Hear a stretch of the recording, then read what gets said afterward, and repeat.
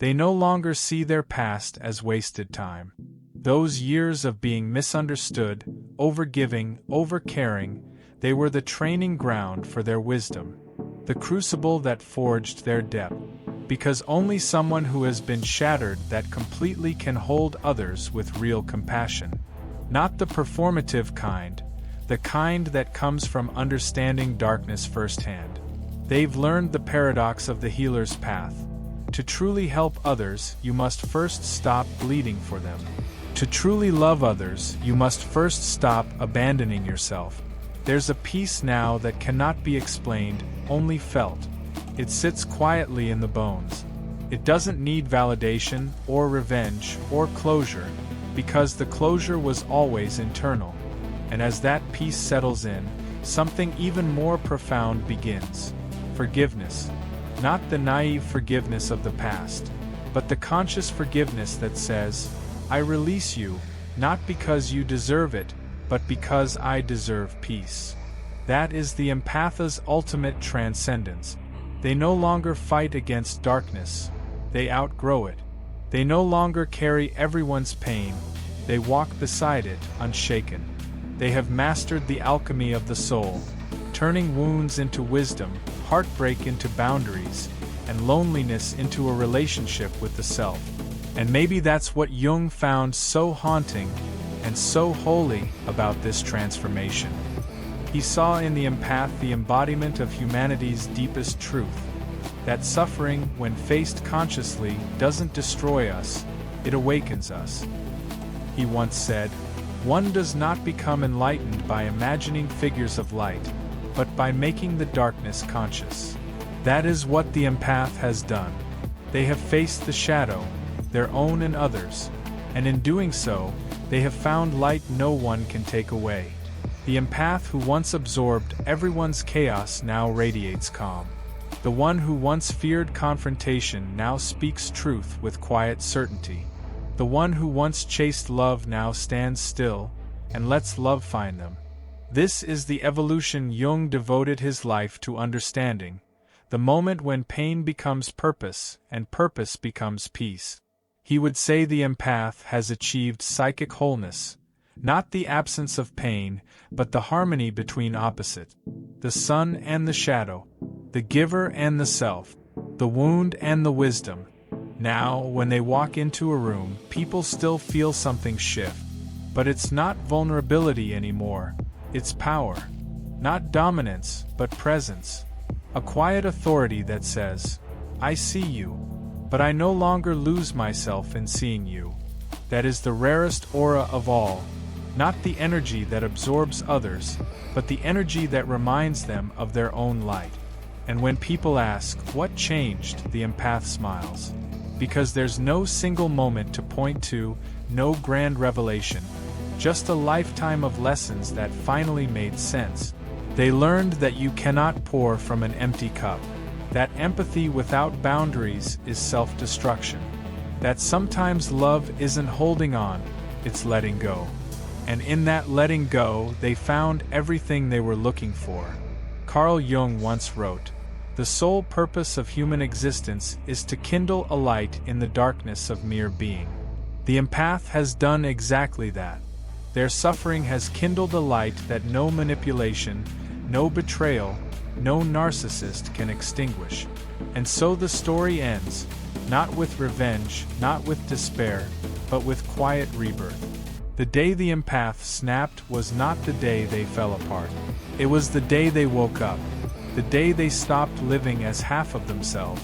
The day they stopped being a reflection and became real. And if you are listening to this, feeling the weight of your own exhaustion, remember, your breaking point is not your end. It's your beginning. You are not too sensitive. You are attuned. You are not too soft. You are strong in a world that confuses numbness with power. You are not weak for caring. You are rare for still feeling.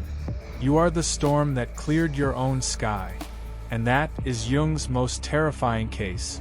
Not because it ends in darkness, but because it proves that light, once born from shadow, never dies. They feel creativity again, curiosity again, They feel what Jung called libido, not just sexual energy but the life force itself, flowing back into their psyche. The narcissist had once drained it, feeding on every ounce of empathy, every ounce of hope. Now, that same energy begins to rebuild the empath from within. At first, it manifests quietly. They start enjoying solitude. Music hits differently. Small pleasures like morning sunlight or laughter feel sacred again. And one day, they look in the mirror and realize, I recognize this person. They're not the same, they're better. Stronger, wiser, quieter, not naive anymore, but not bitter either. They've crossed the river of pain, and on the other side stands the true self. The self that doesn't seek love to feel complete, but radiates love because they are complete. Jung believed this was the essence of individuation, the process of becoming one's true self by uniting all opposing forces within. He said, the privilege of a lifetime is to become who you truly are. And this is the privilege the empath finally earns, not by fighting the narcissist, but by facing themselves. Because the real battle was never them versus me. It was always me versus the parts of me I abandoned trying to please them. Every trauma, every betrayal, every manipulation, it all becomes the raw material for transformation.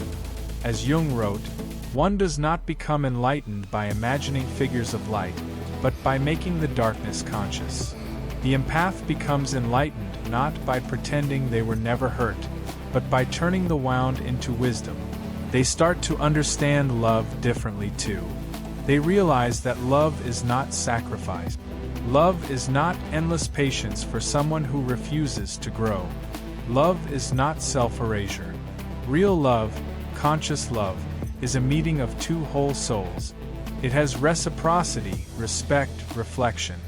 It allows both people to expand. And until you love yourself enough to demand that standard, you will always attract the lesson, not the person. That's the law of the psyche. Jung hinted at this when he said, until you make the unconscious conscious, it will direct your life and you will call it fate. For the empath, this means, until you face why you tolerate pain in the name of love, you will keep meeting people who teach you through pain. But once you learn the lesson, once you integrate the shadow, the cycle ends. That is the true breaking of the pattern. The real revenge against narcissistic energy is not hatred, it's evolution. And then comes peace. Not the fragile peace of silence after a storm, but the deep peace of knowing who you are and who you're not. You no longer chase closure because you've already found it within. You no longer explain your worth because it's no longer up for debate. You move differently. Speak less, see more. Your energy becomes precise, like a laser. You start attracting people who resonate, not drain. You notice beauty again, not as escape, but as evidence that you've survived. The world seems clearer, sharper. And when you look back at the chaos you escaped, you don't feel hatred, you feel gratitude. Because that darkness, that narcissist, that pain, it was the crucible that burned away everything false. What's left is truth. And truth doesn't need to shout. It simply is. The empath now walks with quiet authority. They no longer seek to heal everyone, but when they do help, it's from overflow, not depletion. Their boundaries are no longer walls, they are gates. And only those who come with respect and reciprocity are invited in. This is not the same softness as before. It's strength disguised as serenity. Jung once said, I am not what happened to me, I am what I choose to become. That is the empath's new mantra. They stop replaying the past. They stop asking, why did they do this to me? Instead, they ask, what did this teach me about myself?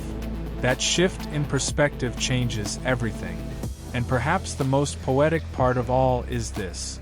The empath doesn't just heal themselves, they become the healer others were pretending to be. Not by fixing anyone, but by embodying the integration others fear. They become what Jung called the self, the union of conscious and unconscious, light and dark, pain and wisdom. Their very presence changes rooms again, just as in the beginning, but now it's not because they absorb emotions. It's because they emit truth. Their aura is no longer fragile, it's magnetic. They no longer mirror others. They reflect the divine within themselves. And that is when the journey comes full circle. The empath's story is not about breaking, it's about breaking open. It's about realizing that your softness was never your weakness, it was your gift. You were never too emotional, you were too awake for a world that profits from numbness. You were never too kind, you were teaching others what humanity could be. So, if you're standing in that in-between, between heartbreak and healing, between chaos and calm, know this: you are not broken. You are being rebuilt. You are not too much. You are becoming whole. And when you emerge, when your light rises from the ashes of your own shadow, you'll understand what Jung meant all along, that the journey into darkness was never punishment. It was initiation, the silence after the storm. There comes a moment, quiet, almost sacred, when the empath realizes the storm is no longer outside of them. It's gone. The chaos, the noise, the ache that once ruled every heartbeat, it's all dissolved into stillness. But this silence is not emptiness, it is presence. This is the first moment they truly meet themselves. For the first time, they do not look at the world through someone else's pain. They do not measure their worth by who they can heal. They simply exist, without apology, without pretense, without the endless need to be good. And it feels holy. Carl Jung wrote, "In all chaos there is a cosmos, in all disorder a secret order." The empath's journey was never about surviving others. It was about uncovering that secret order within themselves. The breaking point wasn't destruction. It was the psyche reorganizing itself into truth. Every tear shed, every betrayal endured, every silent scream buried deep, it all had purpose. It wasn't punishment, it was preparation. Preparation for the moment when they would finally see themselves not as a reflection of others' needs, but as a complete being, light and dark, love and shadow, giving and grounded. They understand now what Jung meant when he said, "The most terrifying thing is to accept oneself completely." Because self-acceptance isn't gentle. It's not pretty. It's standing before the mirror and saying, "Yes, this is who I am." The wounds, the rage, the tenderness, the longing, all of it, that acceptance, that radical honesty, is the day the empath stops being just an empath and becomes whole. The narcissist senses it before the empath even says a word. They feel the silence as if the air has changed temperature. For the first time, their manipulation doesn't land. Their words don't provoke guilt. Their tears don't evoke sympathy. The empath's eyes, once wide with hurt, are steady, detached, almost surgical in perception. And that terrifies the narcissist more than any confrontation ever could. Because control depends on reaction. And when the empath ceases to react, the narcissist ceases to exist. At least in the role they've built for themselves. It is in that silence that the narcissist meets their mirror, and it reflects something they cannot stand, their own emptiness. Jung wrote, "People will do anything, no matter how absurd, to avoid facing their own soul." So the narcissist doubles down. They may start the smear campaign, twisting the story, painting the empath as unstable or cruel. They may fabricate chaos, divide friends, or manufacture guilt. It's not about truth anymore, it's about survival of the ego. Because when an empath awakens, the narcissist's illusion begins to die. But this snap is not vengeance, it is transformation. Jung would call it individuation, the integration of the shadow, the reclaiming of one's power, boundaries, and moral autonomy. The empath, for the first time, stops trying to save others and begins saving themselves. They no longer suppress anger, intuition, or judgment in the name of being good. They understand that real compassion is not about self-destruction. It's about discernment. This shift is so profound that it often feels spiritual. The empath realizes that their forgiveness was never meant to be infinite, it was meant to be sacred. And sacred things have boundaries. In this stage, the empath doesn't fight the narcissist anymore. They withdraw their energy, and that's far more devastating. Because the narcissist feeds on attention, not love. And when the empath stops feeding them, the narcissist is left starving in the void of their own reflection.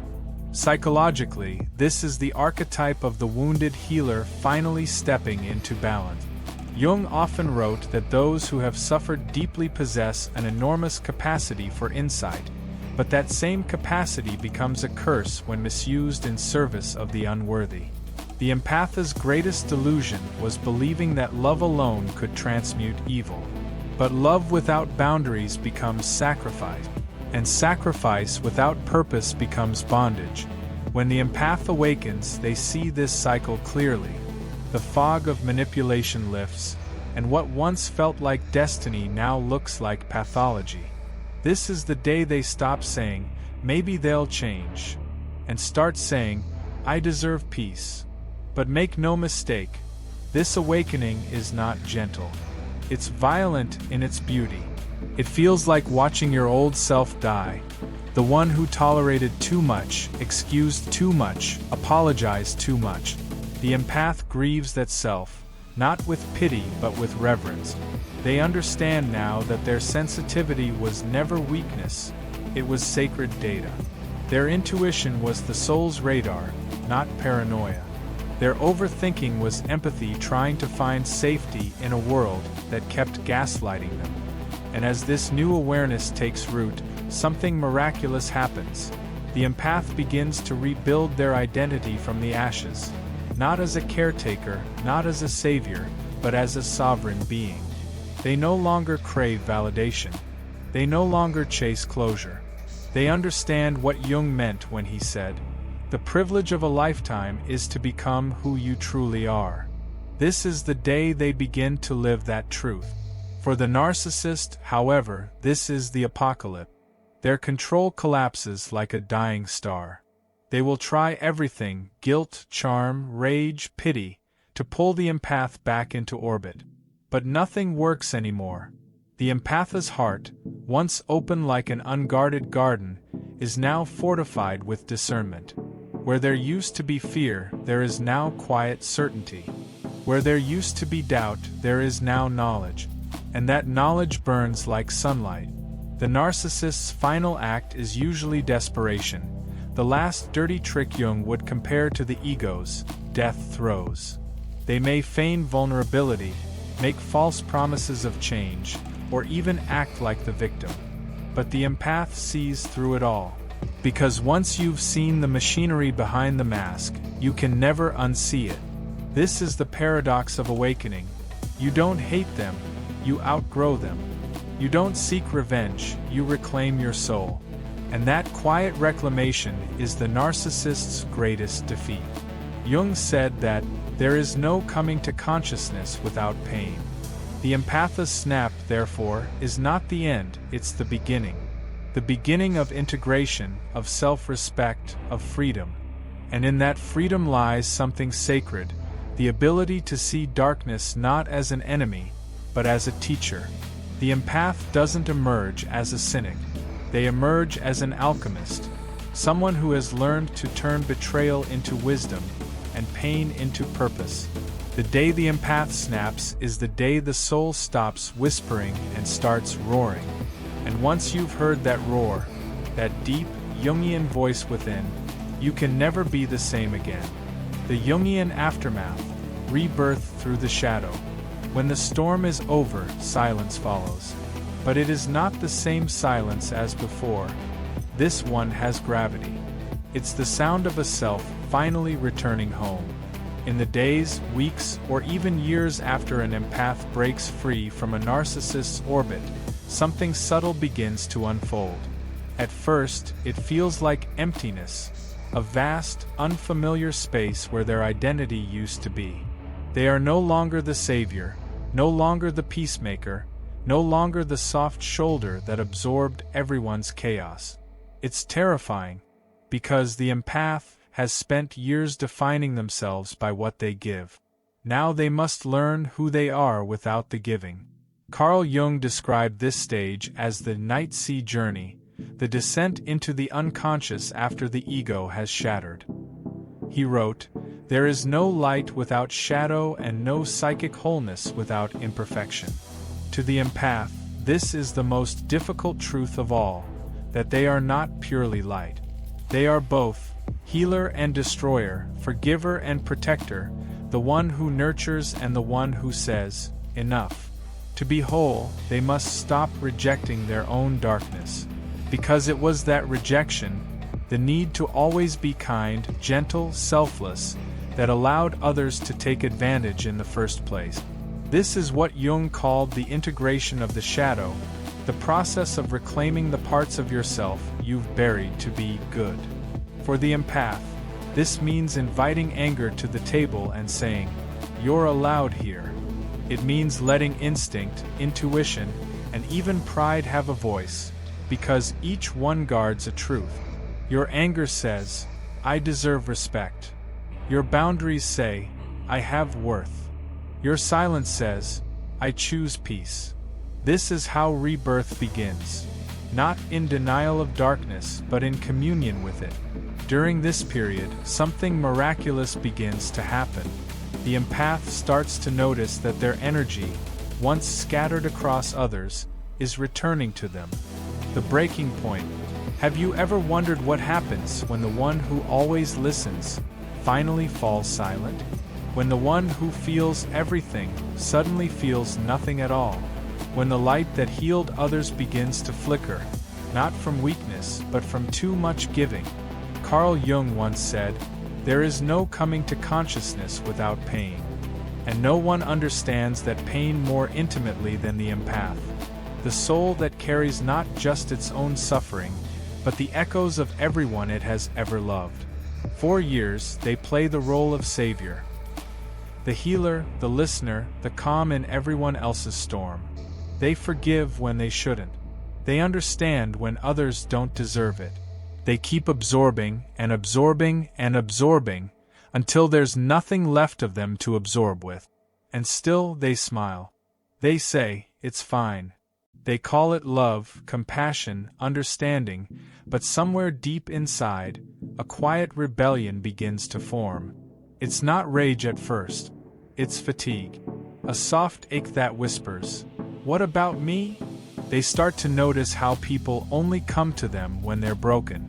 How apologies never sound sincere. How their kindness has become a resource, mined, drained, expected.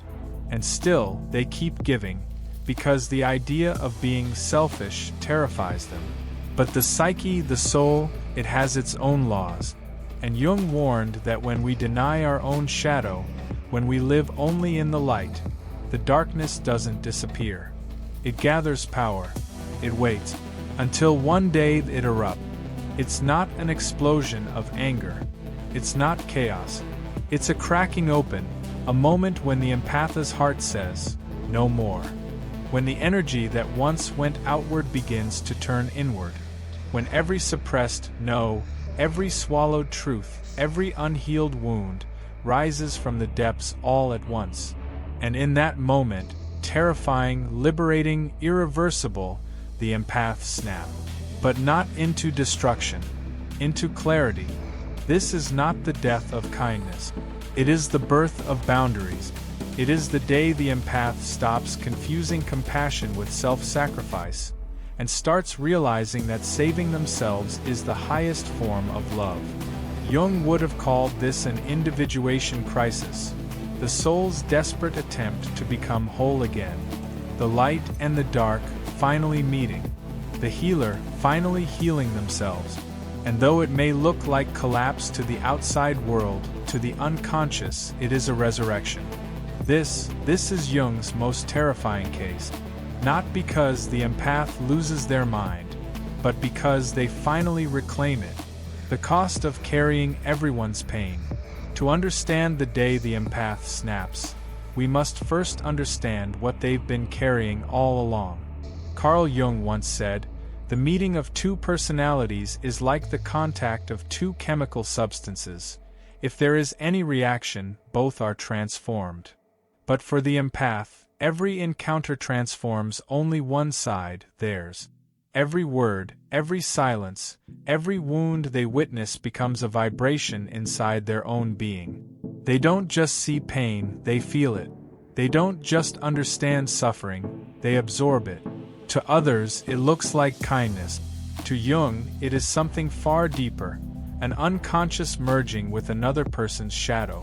The empath, often without realizing it, becomes the emotional sponge of the collective. They take in what others cannot face: guilt, shame, grief, insecurity, and hold it in the chambers of their own heart.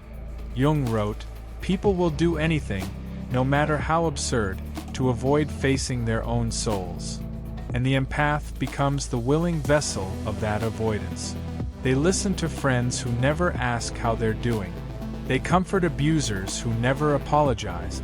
They forgive betrayals that should have broken them.